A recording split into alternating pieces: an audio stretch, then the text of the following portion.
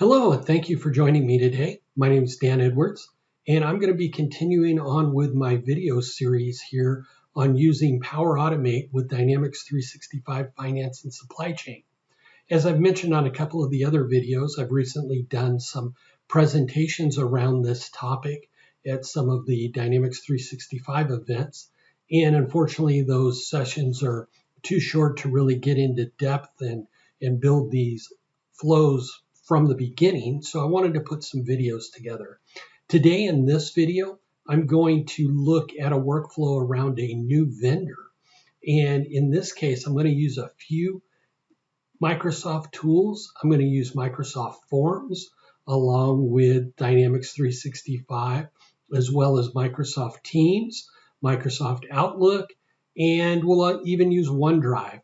So we can actually not only request the vendor, but we'll go ahead and put that vendor in D365 and email out their W-9 or their tax form that we need to get back from them.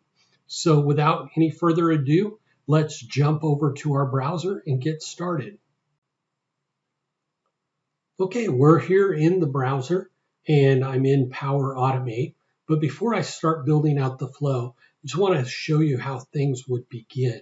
So I'm going to go over here to Teams, and in Teams I have an AP team, and I have embedded inside that team a form out of Microsoft Forms. So I'm not going to spend any time in this video talking about how to quickly create a form, but it's actually pretty easy to do, and you should be able to get to Microsoft Forms as part of your Office subscription. But you'll see on this form, the keys are having all the information you need about that vendor.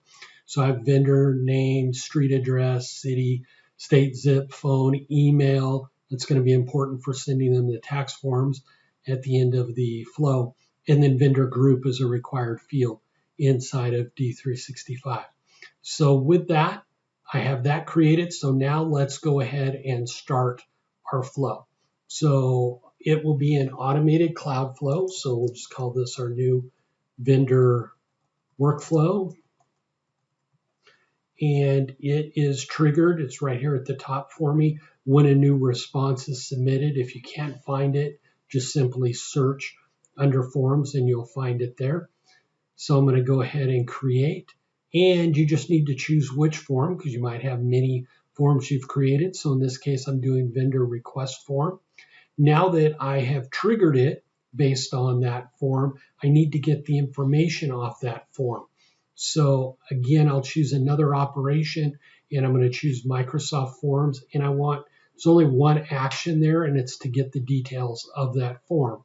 So again, it'll be the same form as I just used in the previous step, vendor request form, and I need to know which one of the many submittals it might be. So that's going to be selected here off the response ID. So now that I have that, I'm going to go ahead and do a new step, and I want my AP team to approve this new vendor before it goes into D365. So I can look for the approvals here, and I'm going to do a start and wait for approval. So I'm going to go ahead and select that. And it is going to be a first to respond. You could have multiple responses, but in this case, I just want the one response. So I'm going to do that and give it a title. Please approve this vendor. And we'll throw the vendor name in that title. I'm going to assign this to my AP team that I have set up. So anybody on the AP team could do this. And here is the info on the vendor. So I'm going to go ahead and grab the vendor name, the vendor group, state, street address, city, state, zip, phone, email, and then I'm just going to quickly format those with some carriage returns here. And again, in practice, I would spend a little more time making this approval look a little prettier, but for the video, this should get the point across. So now that I'm waiting for an approval. What do I do after they approve or reject it? So then I need a condition. So a condition is going to let me look at the outcome, and I'm going to write it so the yes is approved. So approve. And so if they approve it, it will go down the yes side. If they reject it, it'll go down the no side. So if they reject it, what do we want to do? We'll just send an email. There we go, send an email.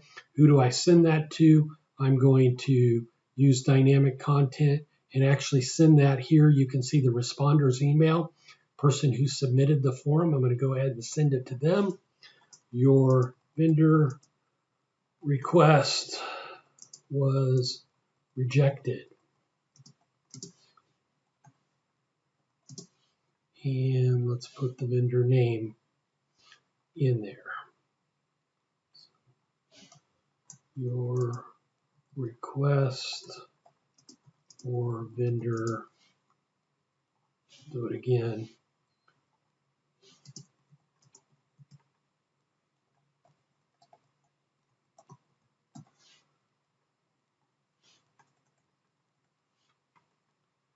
And you could choose information off the approval if they had any comments or anything. Those would all be found here in the dynamic content. So now that I have the no side set up, let's jump to the yes side. So on the yes side, I need to get this data into D365. So let's use the Dataverse. Let's use a virtual entity. So I have a virtual entity here for vendors. V2 is a good entity to set up vendors with. And you'll see the first required field they need is the vendor group. And then if I go show advanced options, you'll see all the other fields that are available. So I like to just search because it's hard to find these fields sometimes. So I want to put this vendor on hold. So I'm searching for the hold field. I'm going to choose all on that. And then I need the vendor's name. And I believe it's under name. I can find this. I'm going to put it in a few spots here. Vendor name, name or description. I'll put it there again. And again, you can fill out as many of these fields as you want in setting this up. So in this case, I'm not going to put in the street address. Let's put in the email though. So let's go ahead and search for email. There's the primary email address, and we'll use email from the form. So I've got all of that set up. And so now I'm going to post a Teams message. So let's do a Teams connector. Let's post a message. And I'll have my user post it. Where are we going to post it? So we'll post it to the channel, because this goes back to that AP team I showed at the very beginning as we got in here. And so I'm just choosing all the appropriate fields. And oops, I don't want that message in here. I just want to put new vendor was created. And we'll put maybe the vendor number, vendor account, and vendor name.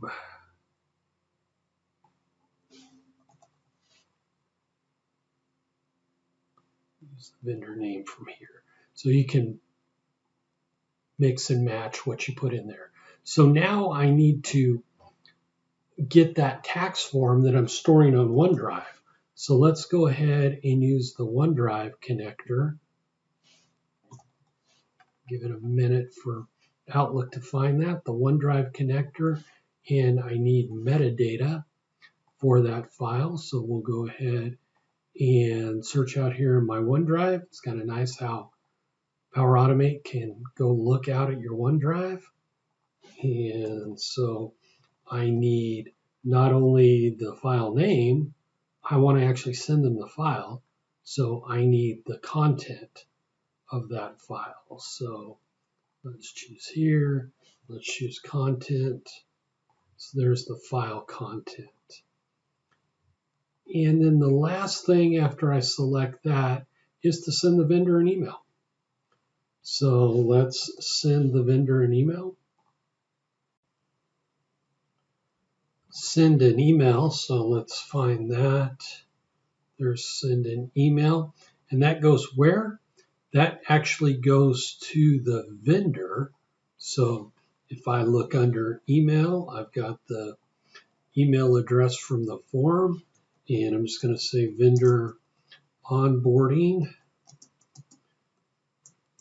W9 request.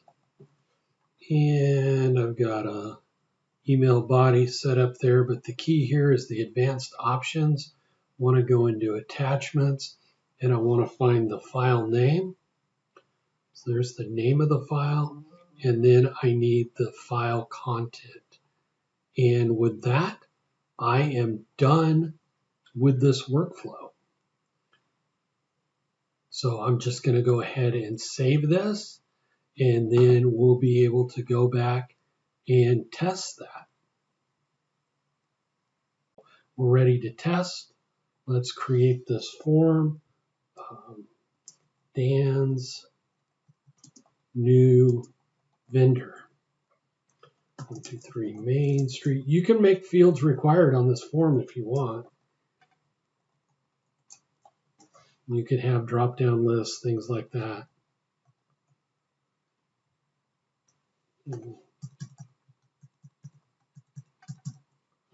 And I'm just going to put my email address so we can get that W9 if it goes out. And all good, submit. So that form is on its way. Let's go see what happened with the flow. Things are looking good. The flow is starting to run. So I'm going to go spy on that flow. Just click on it. You can kind of see what's going on. Well, it is sitting at the approval stage. So let's go back out here to Teams. I have approvals visible here. I just need to switch to my demo environment. And there it is, Dan's new vendor, which you just saw me create. I'm going to approve that. That is going to start going through the process. So we'll look, and it's going through conditions that quick. You notice all the green check marks? It has finished the flow. So let's go over here first of all and look in FinOps, D365 Finance and Operations. Just got to refresh real quick. And sure enough, we'll see there's our new vendor that has been added to the system. Again, I didn't put in the address or anything, but I did put the vendor on hold. And here we'll see it brought in, scroll down here, we'll see it brought in the vendor address or vendor email address for me, as well as putting that vendor on hold. So now let me jump to my email because I used my email. So here we'll see there is the email with the attached W9 PDF. So the flow has worked correctly. So that concludes my video on how to create a workflow around a new vendor. I hope you find this video beneficial, and please subscribe to my YouTube channel along with my blog to get more information as I turn out more videos and information on all of D365 as well as the Power Platform. Thank you.